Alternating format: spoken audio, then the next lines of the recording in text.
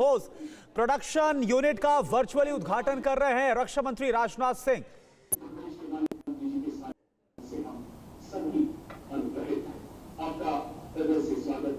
तो ये तस्वीरें इस वक्त हम आपको दिखा रहे हैं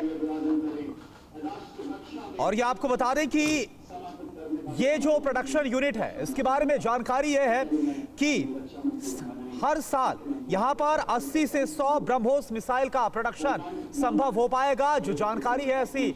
और लखनऊ में ब्रह्मोस मिसाइल बनेगी और इस प्रोडक्शन यूनिट का जो उद्घाटन है वो वर्चुअली, ये देखिए, रक्षा मंत्री राजनाथ सिंह कर रहे हैं। तस्वीरें इस वक्त आपके सामने। इस सम्मान में सभी शिरकत करें। जोरदार तालियां, तालियों का जय घोष यहां से माननीय रक्षा मंत्री तक जाना चाहिए। रेडियो सजो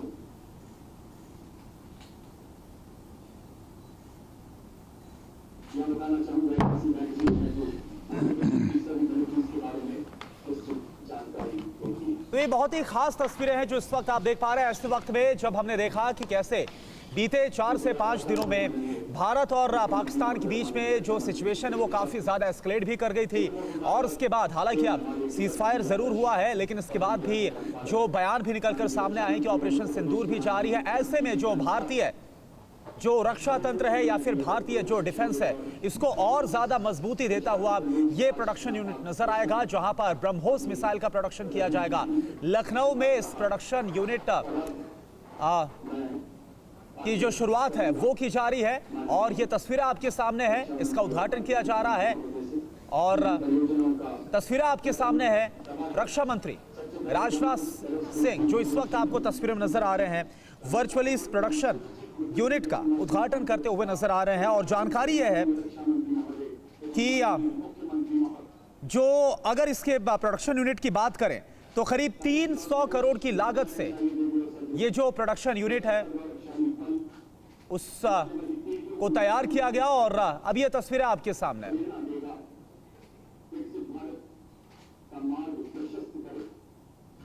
तो देखिए ब्रह्मोस की ये नई उड़ान और ये अहम तस्वीरें रक्षा मंत्री राजनाथ सिंह की। दूसरी तरफ टीवी9 भारतवर्ष पर स्क्रीन पर आप देख सकते हैं ब्रह्मोस मिसाइल की जो ताकत है उसका प्रदर्शन करती हुई कुछ तस्वीरें भी हम आपको दिखा रहे हैं। लेकिन खास बात यह है कि यूपी की राजधानी लखनऊ में ब्रह्मोस की प्रोडक्शन यूनिट लगाई जा रही है। आज रक्षा मंत्री राजनाथ सिंह उसका उद्घाटन कर रहे हैं। और आपने देखा भारत पाकिस्तान टेंशन के मद्देनजर जब वॉर मोड ऑन हुआ तो राफेल की जो ताकत है उससे कैसे दुश्मन कांप रहा था। एक्टिव एवं इफेक्टिव चीफ मिनिस्टर श्रीमान योगी आदित्यनाथ जी, यूपी के उप मुख्यमंत्री श्री केशव प्रसाद जी मौर्य, श्री ब्रजेश जी पाठक, यूपी के एनआरआई और investor promotion minister Shri Nand Kumar ji गुप्त नंदी जी, मेंबर राज्यसभा श्री ब्रिजलाल जी, विधायक सरोजनी नगर डॉक्टर राजेश्वर सिंह, विधानसभा और विधान परिषद के सभी सम्मानित सदस्यगण,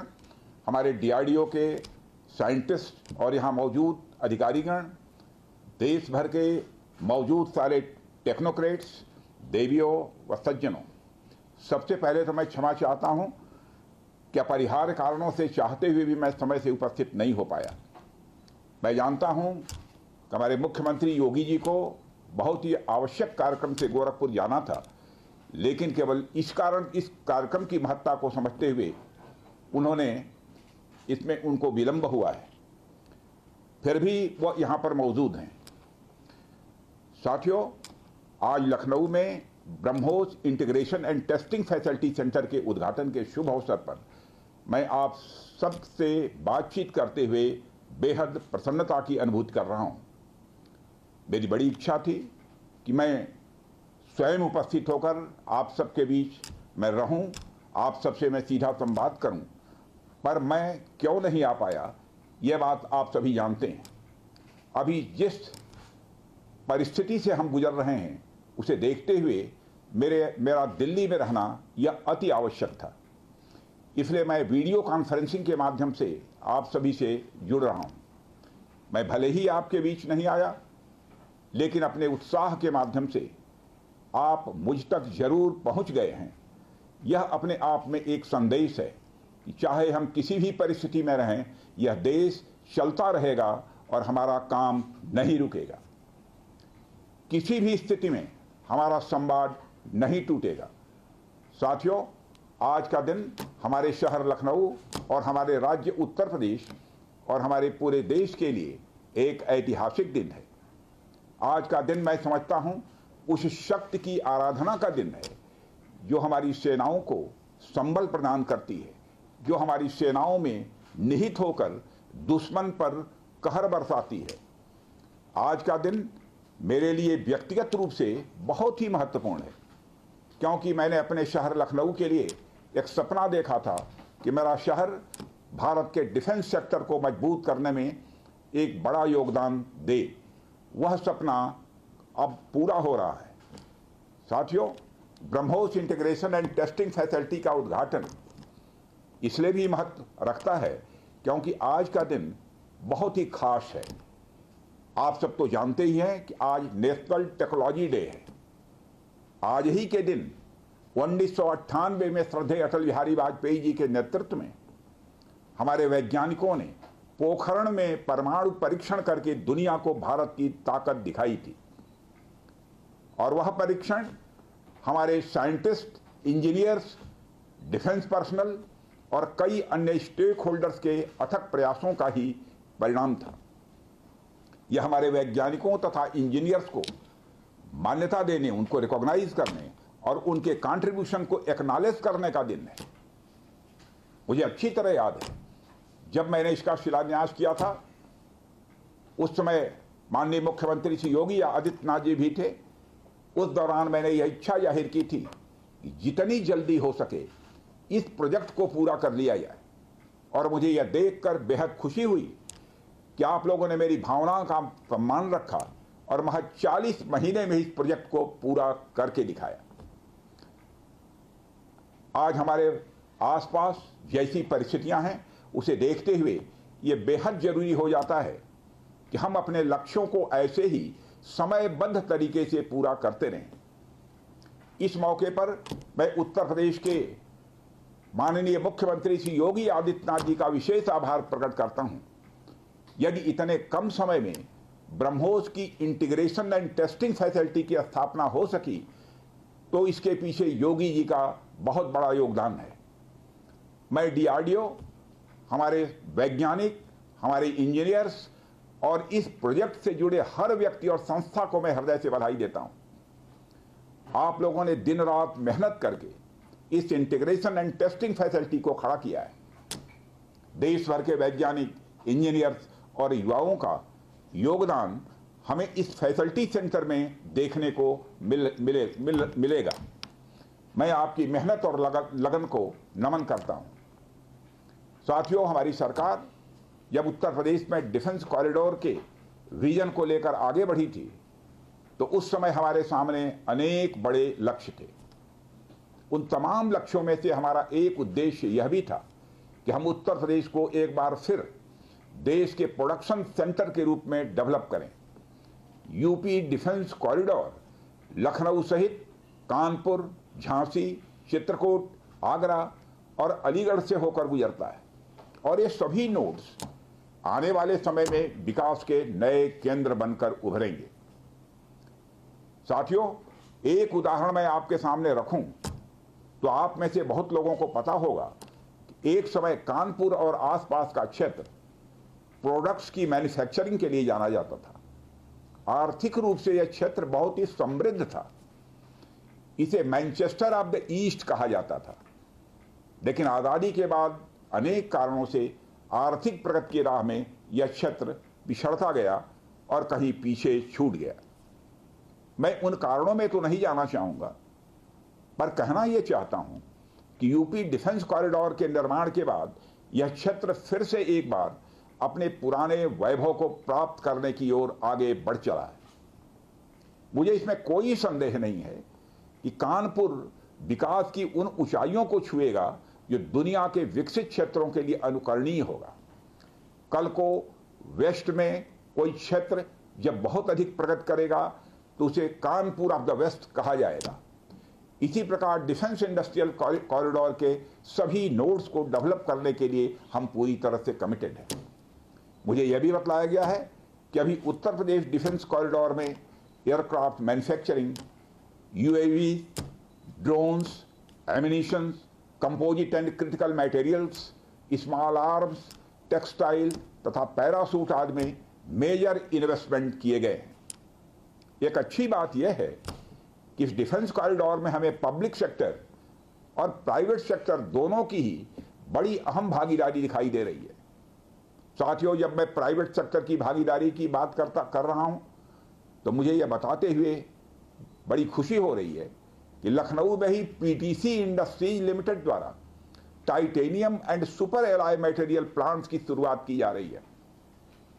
इसके अलावा 7 एडिशनल क्रिटिकल प्रोजेक्ट्स की भी नींव इस समय रखी जा रही है। यह निश्चित रूप से रक्षा क्षेत्र में भारत की आत्मनिर्भरता की गति को और तेज करेगा। मैं इसके लिए श्री सचिन अग्रवाल को भी बधाई देना चाहता हूं। हमारा सपना है कि उत्तर प्रदेश दुनिया के टॉप डिफेंस प्रोडक्शन और एक्सपोर्ट डेस्टिनेशन के रूप में जाना जाए। आज जो ब्रह्मोस फैसिलिटी शुरू हो रही है, मैं समझता हूं वह यूपी डिफेंस कॉरिडोर का एक गौरव होगा। यह सिर्फ उत्तर प्रदेश का ही नहीं बल्कि देश का सबसे बड़ा BrahMos integration and testing facility centre है। यह रक्षा क्षेत्र में भारत की आत्मनिर्भरता के प्रयास को भी मजबूती प्रदान करेगा। साथियों, जहां तक ब्रह्मोस का प्रश्न है तो आप सभी यह जानते हैं कि ब्रह्मोस दुनिया के सबसे तेज सुपरसोनिक क्रूज मिसाइल्स में से एक है। ब्रह्मोस सिर्फ एक हथियार नहीं है बल्कि यह अपने आप में एक मैसेज है। मैसेज हमारी आर्म्ड फोर्सेस के स्ट्रेंथ का है। मैसेज दुश्मन के प्रति हमारी डेटरेंस का है, प्रतिरोधक क्षमता का है। मैसेज हमारी बॉर्डर्स की सेफ गार्डिंग के हमारी प्रतिबद्धता का है। साथियों, पोखरण परमाणु परीक्षण में महत्वपूर्ण योगदान देने वाले मिसाइल मैन और हमारे पूर्व राष्ट्रपति डॉक्टर APJ अब्दुल कलाम ने यह कहा भी था कि unless India stands up to the world, no one will respect us in this world. Fear has no place, only strength respects strength. अर्थात दुनिया कमजोरों का नहीं बल्कि शक्तिशाली का सम्मान करती है।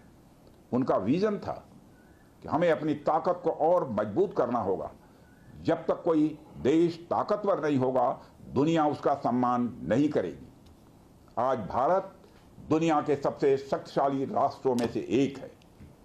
हम लगातार अपनी ताकत और बढ़ा रहे हैं और मैं समझता हूं कि आज जो फैसिलिटी सेंटर शुरू हो रहा है, यह भारत की शक्ति को और मजबूत करने में सहायक होगी। साथियों, यह केवल एक फैक्ट्री का उद्घाटन भर नहीं है बल्कि मैं समझता हूं कि यह रक्षा क्षेत्र में भारत की आत्मनिर्भरता की दिशा में एक बहुत बड़ा कदम है। उत्तर प्रदेश डिफेंस इंडस्ट्रियल कॉरिडोर बनने के पश्चात उत्तर प्रदेश के इंडस्ट्रियल डेवलपमेंट का एक नए सिरे से श्री गणेश हो चुका है। इस डिफेंस कॉरिडोर में अब तक कुल 180 के लगभग MOUs साइन किए जा चुके हैं, जिसमें 34,000 करोड़ रुपए का इन्वेस्टमेंट प्रपोज्ड है। आपको यह जानकर खुशी होगी कि अभी तक इस कॉरिडोर में 4,000 करोड़ रुपए का इन्वेस्टमेंट किया भी जा चुका है। साथियों, टेक्नोलॉजी डे के दिन इस हाई टेक्नोलॉजी प्लेटफॉर्म फैसिलिटी को इनागुरेट करना अपने आप में एक लैंडमार्क डे है, परंतु इसके साथ साथ यह भारत की नई इनोवेटिव एनर्जी को भी दिखाता है, जिसको हमने पिछले कुछ सालों में गति देने का प्रयास किया है। हम सब जानते हैं कि इस समय टेक्नोलॉजी के क्षेत्र में, खासकर critical high and frontier technology के क्षेत्र में बड़ी तेजी से बदलाव आ रहा है। चाहे सिविल सेक्टर हो या डिफेंस सेक्टर, आज रोज नई नई टेक्नोलॉजी सभी प्रकार के प्रोडक्ट्स या सर्विसेज में क्रांतिकारी परिवर्तन ला रही हैं। हमारे जीवन का कोई भी ऐसा कार्य क्षेत्र नहीं है जहां टेक्नोलॉजी हमें डिसरप्टिव तरीके से प्रभावित न कर रही हो। दुनिया के हर क्षेत्र में इस टेक्नोलॉजी क्रांति ने एक ऐसी उथल पुथल मचा रखी है जहां पुराने सारे अब तक के स्थापित जो नोशंस हैं, धारणाएं हैं, वह तेजी से बदल रही हैं और ऐसे नए परिवर्तनों का आगाज हो रहा है जिसके बारे में पहले हम सोच भी नहीं सकते थे। ऐसे में नेशनल टेक्नोलॉजी डे एक खास महत्व रखता है और इस खास दिन पर डिफेंस के क्षेत्र में एक हाई टेक्नोलॉजी फैसिलिटी को उद्घाटन करना मेरे, आपके और हम सब के लिए एक गौरव का विषय है।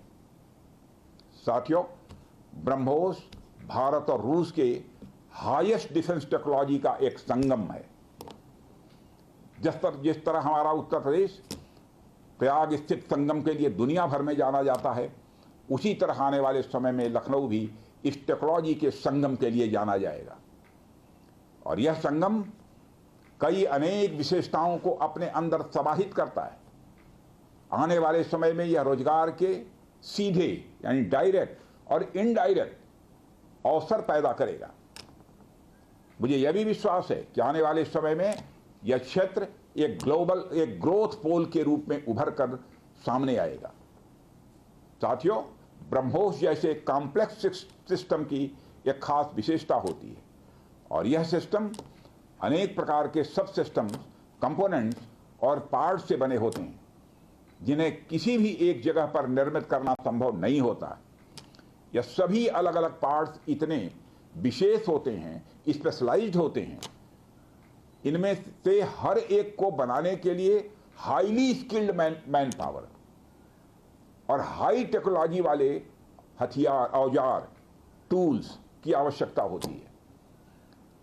आपको मैं यह बताना चाहूंगा कि हमारी डिफेंस इंडस्ट्री के अंदर देश भर में चाहे वह डीपीएसयू हो या प्राइवेट सेक्टर की इंडस्ट्रियल यूनिट्स हो या जहां भी स्थापित होती हैं, वहां अपने साथ साथ एमएसएमई यानी छोटी औद्योगिक इकाइयों का एक एंसिलरी इंडस्ट्रियल बेस भी निर्मित करती हैं और इन एंसिलरी इंडस्ट्रियल बेस से पूरे इलाके का एक सामाजिक आर्थिक विकास होता है।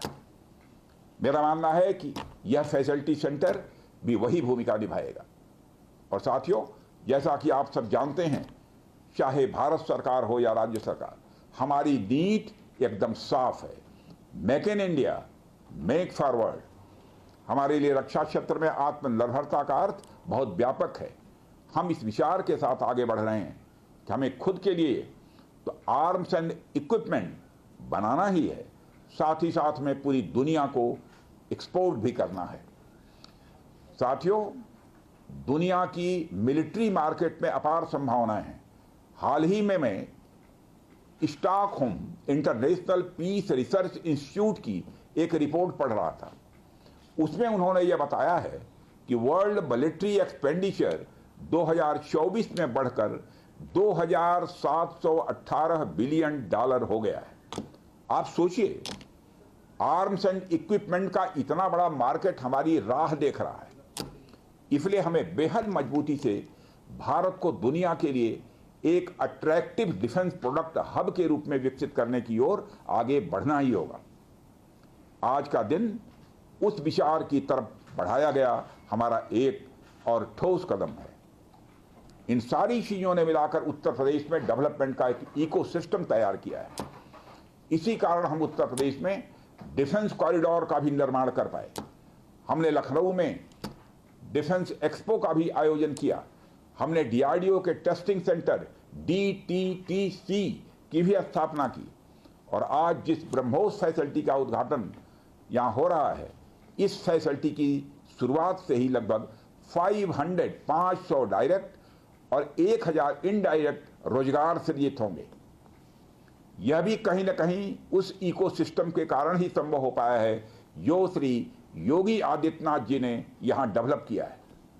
यानी हमारी डबल इंजन की सरकार उत्तर प्रदेश में खेल से लेकर खेत तक, कल्चर से लेकर कनेक्टिविटी तक, पुलिस से लेकर पॉलिसी तक और टेक्नोलॉजी से लेकर टूरिज्म तक हर क्षेत्र में विकास कर रही है। इसलिए मैं उत्तर प्रदेश सरकार को पुनः बधाई देता हूं। हर तरीके से उत्तर प्रदेश और भारत के डेवलपमेंट को लेकर हमारा संकल्प, हमारा समर्पण और हमारी प्रतिबद्धता और भी मजबूत होती जा रही है। साथियों, 11 मई को पोखरण से जो आत्मविश्वास प्रारंभ हुआ था, आज लखनऊ में वह और मजबूत हो रहा है। साथियों, अपनी बात समाप्त करने के पहले मैं कहना चाहता हूं जिन भारत विरोधी और आतंकी संगठनों ने भारत माता के मस्तक पर हमला करके कई परिवारों के सिंदूर मिटाए थे, उन्हें भारतीय सेना ने ऑपरेशन सिंदूर के माध्यम से इंसाफ दिलाने का काम किया है। और इसके लिए आज सारा देश भारतीय सेनाओं का अभिनंदन कर रहा है। ऑपरेशन सिंदूर सिर्फ एक सैन्य कार्रवाई भर नहीं है, बल्कि भारत की राजनीतिक, सामाजिक और सामरिक इच्छा शक्ति का प्रतीक है। यह ऑपरेशन आतंकवाद के खिलाफ भारत की दृढ़ इच्छा शक्ति का और सैन्य शक्ति की क्षमता और संकल्प शक्ति का भी प्रदर्शन है। हमने दिखाया है, भारत आतंकवाद के खिलाफ जब भी कोई कार्रवाई करेगा तो आतंकवादियों और उनके आकाओं के लिए सरहद पार की जमीन भी सुरक्षित नहीं रहेगी। भारतीय सेनाओं ने ऑपरेशन सिंदूर को पाकिस्तान में मौजूद आतंकी ढांचा ढहाने के उद्देश्य से लॉन्च किया था। हमने उनके आम नागरिकों को कभी निशाना नहीं बनाया था, मगर पाकिस्तान ने न केवल भारत के नागरिक इलाकों को निशाना बनाया, बल्कि मंदिर, गुरुद्वारा, गिरजाघर पर भी हमले करने का प्रयास किया। भारतीय सेना ने शौर्य और पराक्रम के साथ साथ संयम का भी परिचय देते हुए पाकिस्तान के अन्य ठिकानों पर भी प्रहार करके करारा जवाब दिया है। हमने केवल सीमा से सटे सैन्य ठिकानों पर ही नहीं कार्रवाई की, बल्कि भारत की सेनाओं की धमक उस रावलपिंडी तक सुनी गई जहां पाकिस्तानी फौज का हेडक्वार्टर मौजूद है। मित्रों, भारत में आतंकवादी घटनाएं करने और कराने का क्या अंजाम होता है, यह पूरे विश्व ने उरी की घटना के बाद देखा, जब हमारी सेना ने पाकिस्तान में घुसकर सर्जिकल स्ट्राइक की। पुलवामा के बाद देखा, जब बालाकोट पर एयर स्ट्राइक की गई, और अब पहलगाम की घटना के बाद दुनिया देख रही है कि जब भारत ने पाकिस्तान के भीतर घुसकर मल्टीपल स्ट्राइक्स की हैं। आतंकवाद के खिलाफ जीरो टॉलरेंस की नीति पर चलते हुए हमारे यशस्वी प्रधानमंत्री नरेंद्र मोदी ने स्पष्ट कर दिया है कि यह नया भारत है जो आतंक के खिलाफ सरहद के इस पार और उस पार दोनों तरफ प्रभावी कार्रवाई करेगा। यह हमारे प्रधानमंत्री जी ने स्पष्ट रूप से यह संदेश दे दिया है। मैं एक बार फिर से BrahMos integration and testing facility centre और इस प्रोजेक्ट में शामिल सभी स्टेक होल्डर्स को हार्दिक बधाई देता हूं। मैं साथ ही पीटीसी इंडस्ट्रीज लिमिटेड को भी उनके एम्बिशियस प्रोजेक्ट पर हृदय से बधाई देता हूं। इन तमाम प्रोजेक्ट्स की शुरुआत पर मैं लखनऊ और उत्तर प्रदेश की जनता को भी बधाई देता हूं, जो इस ऐतिहासिक पहल का हिस्सा बन रही हैं। अंत में मैं आप सभी का आभार प्रकट करते हुए अपनी बात को समाप्त करना चाहता हूं, और आप सभी से मैं खेद भी व्यक्त करता हूं कि निर्धारित समय पर मैं इस कार्यक्रम में उपस्थित नहीं हो सका, लेकिन देर आया दुरुस्त आया। आप सबको बहुत बहुत धन्यवाद। जय हिंद। तो देखिए, रक्षा मंत्री राजनाथ सिंह को आप सुन रहे थे। राजनाथ सिंह की मौजूदगी इस कार्यक्रम में बहुत अहम, क्योंकि राजनाथ सिंह लखनऊ से सांसद भी हैं, देश के रक्षा मंत्री हैं, और ब्रह्मोस की नई प्रोडक्शन यूनिट और टेस्टिंग यूनिट का उद्घाटन करने के लिए वो इस वक्त वर्चुअली जुड़े हुए थे। लेकिन उन्होंने बड़ी महत्वपूर्ण बातें ऑपरेशन सिंदूर को लेकर भी की हैं। ब्रह्मोस प्रोडक्शन यूनिट के उद्घाटन के मौके पर भारत ने किस तरह से पाकिस्तान का जवाब दिया है, ऑपरेशन सिंदूर के जरिए पहलगाम आतंकी हमले का बदला लिया गया है, इंसाफ किया गया है, इस बात का उन्होंने जिक्र किया। यह नया भारत है और प्रभावी एक्शन लिया जा रहा है, और पाकिस्तान को यह बता दिया गया है कि सरहद पार की जमीन भी आतंकियों के लिए अब सुरक्षित नहीं है। यह इस ऑपरेशन का बड़ा मकसद था। सुनिए। जिन भारत विरोधी और आतंकी संगठनों ने भारत माता के मस्तक पर हमला करके कई परिवारों के सिंदूर मिटाए थे, उन्हें भारतीय सेना ने ऑपरेशन सिंदूर के माध्यम से इंसाफ दिलाने का काम किया है। और इसके लिए आज सारा देश भारतीय सेनाओं का अभिनंदन कर रहा है। ऑपरेशन सिंदूर सिर्फ एक सैन्य कार्रवाई भर नहीं है, बल्कि भारत की राजनीतिक, सामाजिक और सामरिक इच्छा शक्ति का प्रतीक है। यह ऑपरेशन आतंकवाद के खिलाफ भारत की दृढ़ इच्छा शक्ति का और सैन्य शक्ति की क्षमता और संकल्प शक्ति का भी प्रदर्शन है। हमने दिखाया है भारत आतंकवाद के खिलाफ जब भी कोई कार्रवाई करेगा तो आतंकवादियों और उनके आकाओं के लिए सरहद पार की जमीन भी सुरक्षित नहीं रहेगी। भारतीय सेनाओं ने ऑपरेशन सिंदूर को पाकिस्तान में मौजूद आतंकी ढांचा ढहाने के उद्देश्य से लॉन्च किया था। हमने उनके आम नागरिकों को कभी निशाना नहीं बनाया था, मगर पाकिस्तान ने न केवल भारत के नागरिक इलाकों को निशाना बनाया बल्कि मंदिर, गुरुद्वारा, गिरजाघर पर भी हमले करने का प्रयास किया। भारतीय सेना ने शौर्य और पराक्रम के साथ साथ संयम का भी परिचय देते हुए पाकिस्तान के अन्य ठिकानों पर भी प्रहार करके करारा जवाब दिया है। हमने केवल सीमा से सटे सैन्य ठिकानों पर ही नहीं कार्रवाई की, बल्कि भारत की सेनाओं की धमक उस रावलपिंडी तक सुनी गई जहां पाकिस्तानी फौज का हेडक्वार्टर मौजूद है। मित्रों, भारत में आतंकवादी घटनाएं करने और कराने का क्या अंजाम होता है, यह पूरे विश्व ने उरी की घटना के बाद देखा, जब हमारी सेना ने पाकिस्तान में घुसकर सर्जिकल स्ट्राइक की। पुलवामा के बाद देखा जब बालाकोट पर एयर स्ट्राइक की गई, और अब पहलगाम की घटना के बाद दुनिया देख रही है कि जब भारत ने पाकिस्तान के भीतर घुसकर मल्टीपल स्ट्राइक्स की हैं। आतंकवाद के खिलाफ जीरो टॉलरेंस की नीति पर चलते हुए हमारे यशस्वी प्रधानमंत्री नरेंद्र मोदी ने स्पष्ट कर दिया है कि यह नया भारत है जो आतंक के खिलाफ सरहद के इस पार और उस पार दोनों तरफ प्रभावी कार्रवाई करेगा। यह हमारे प्रधानमंत्री जी ने स्पष्ट रूप से यह संदेश दे दिया है।